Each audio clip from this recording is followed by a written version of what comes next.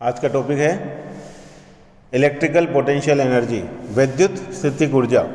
किन्हीं आवेशों द्वारा उत्पन्न विद्युत क्षेत्र में यदि कोई अन्य बिंदुवत आवेश किसी विशेष स्थिति तक लाया जाता है तो क्षेत्र के विरुद्ध कार्य करना पड़ता है। यदि यह आवेश एकांक धन आवेश है तो यह कार्य ही उस बिंदु पर विद्युत क्षेत्र का विद्युत विभव V परिभाषित करता है।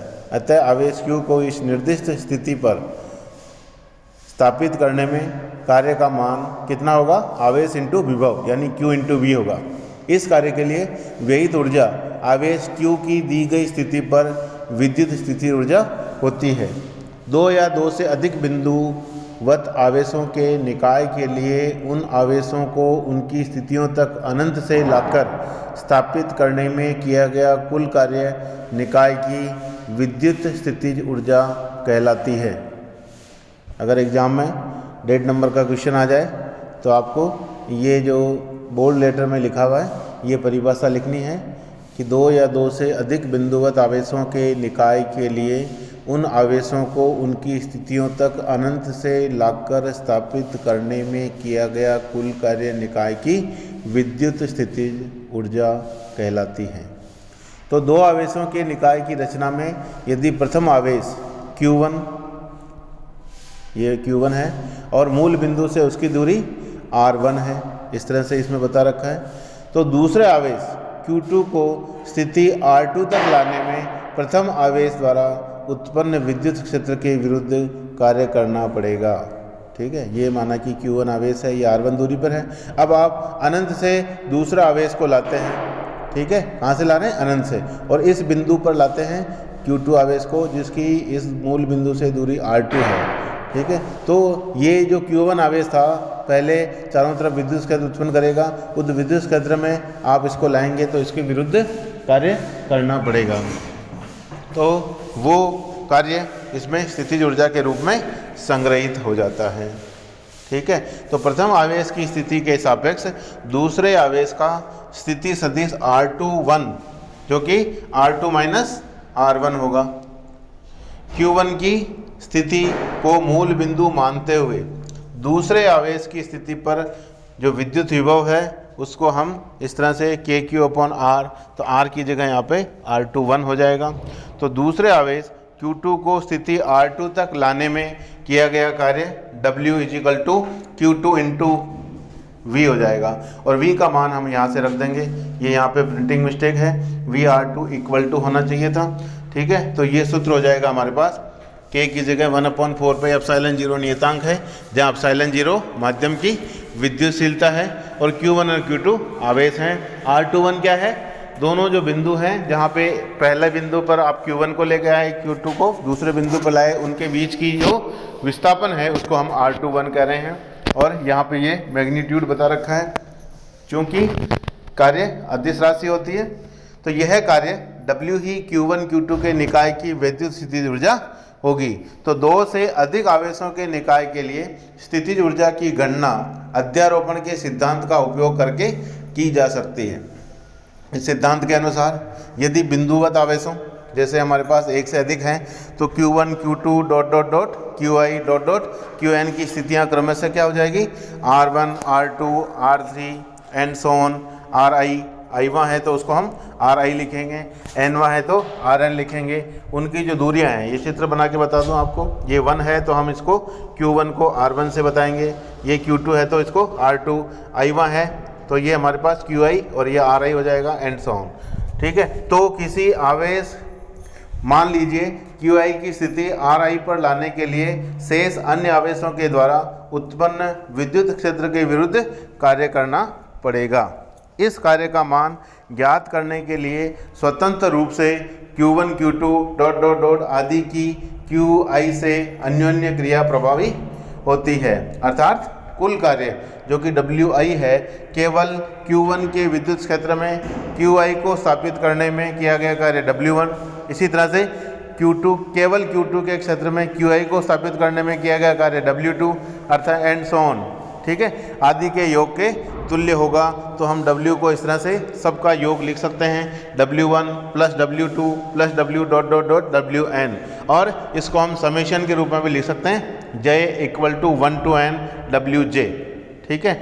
और यहाँ पे J not equal to I कर दें तो जो हमारे पास सूत्र है कि Q1 QI अपॉन RI1 के Q2, तो Q1 के कारण W1 था, Q2 के अंदर जब QI को ला रहे हैं तो एंड सो ऑन हम यहाँ पे summation J equal to 1 to n कर देंगे और J not equal to I होगा। तो QI के साथ अन्य सब आवेशों के युग्मों के लिए हम देखेंगे जब I इजिकल टू 1 है और J इजिकल टू 2 है, और एक जब J इजिकल टू 1 है और I इजिकल टू 2 है तो वो 2 बार रिपीट हो जाएगा, इसलिए हम इसको 1/2 से भाग देंगे। यही कार्य W इन आवेशों के निकाय की विद्युत स्थितिज ऊर्जा होगी, और जब 2 बार ये रिपीट हो रहा है तो हम इसको 1/2 और आगे लिख देंगे, तो टोटल फॉर्मूले में 1/2 आएगा। तो आवेशों के युग्म के लिए गणना में Iवें व Jवें आवेशों का जो युग्म है तथा Jवें व Iवें के आवेशों का युग्म एक समान होते हैं, अतः एक ही युग्म पर 2 बार गणना हो जाती है। समझ में आ गया ना आपको? I इजिकल टू 1 लेंगे और J इजिकल टू 2 लेंगे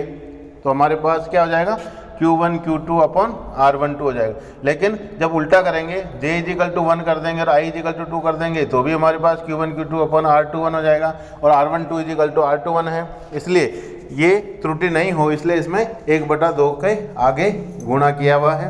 तो आवेशों के युग्म के लिए गणना करने में Iवें व Jवें आवेशों का युग्म तथा Jवें व Iवें आवेशों के युग्म एक समान होते हैं, अतः एक ही युग्म पर गणना 2 बार हो जाती है। इसके निराकरण के लिए हम क्या कर रहे हैं, 1/2 से इसको गुणा कर रहे हैं, ठीक है, तो त्रुटि नहीं होगी। उदाहरण के लिए यदि हमारे पास Q1 Q2 व Q3 आवेश एक निकाय की रचना करते हैं तो निकाय की जो विद्युत स्थितिज ऊर्जा है U को हम इस तरह से लिख सकते हैं, Q1 Q2 upon R2, Q2 Q3 तो उसके बीच में दूरी होगी R23, और Q1 Q3 के लिए R13।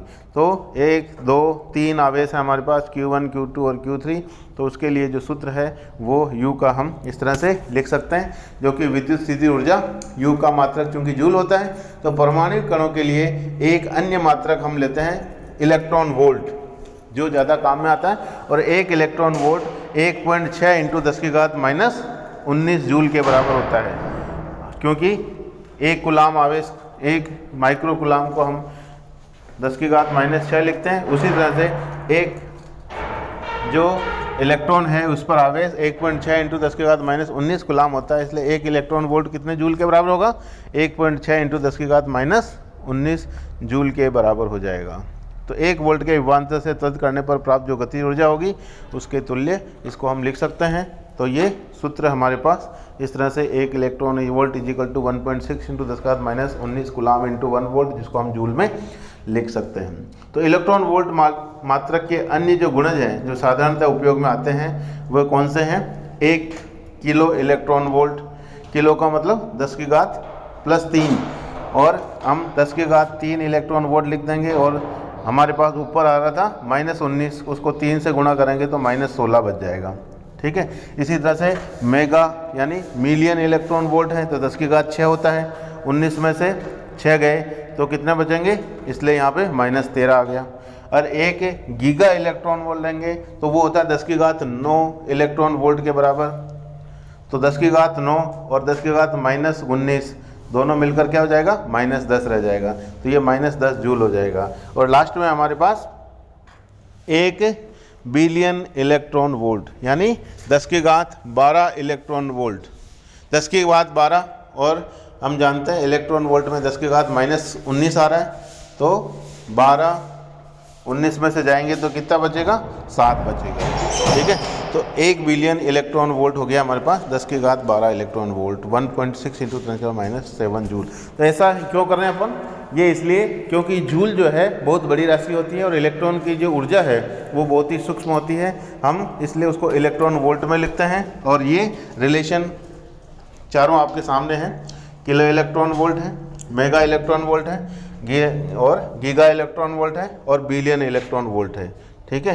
तो आपको कहीं भी न्यूमेरिकल में इकाई क्या दे रखी है वो आपको कन्वर्ट करनी होगी। इलेक्ट्रॉन वोल्ट में आप सॉल्व नहीं करेंगे, एम के यूनिट आप काम में लेते हैं, और वो ऊर्जा की इकाई जो है जूल में आपको उसको कन्वर्ट होगा, वरना वो न्यूमेरिकल क्या हो जाएगा, गलत हो जाएगा। और हर साल एक न एक न्यूमेरिकल आता है और विद्युत स्थितिज ऊर्जा की परिभाषा भी आती है, छोटा क्वेश्चन भी बनता है, 1.5 नंबर का आता है। उसकी परिभाषा ये ऊपर ही ऊपर मैंने बताया था, बोल्ड लेटर में लिखी है, वो लिखनी होती है। तो ये इसकी इम्पोर्टेंस है। परिभाषा के साथ आपको गणितीय सूत्र भी लिखना है और समझाना है। धन्यवाद।